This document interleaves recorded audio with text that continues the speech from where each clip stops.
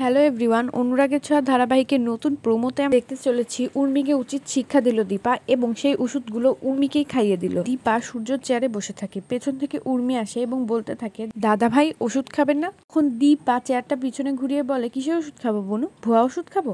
তখন উর্মি বেশ চমকে যায় এবং বলে, হ্যাঁ, তোদের সবাইকে আমি ধ্বংস করে দেবো। ছি ছি ছি, তুই প্রতিশোধ নিচ্ছিস শয়তান?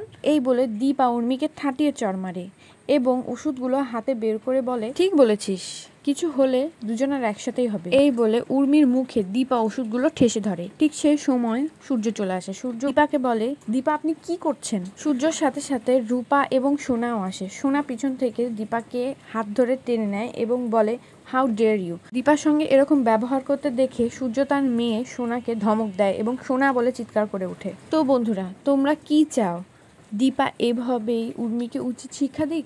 তাহলে আমাদেরকে কমেন্টে অবশ্যই জানাবে এবং পরবর্তী এপিসোডটি পেতে আমাদের সাথে থাকুন। ধন্যবাদ।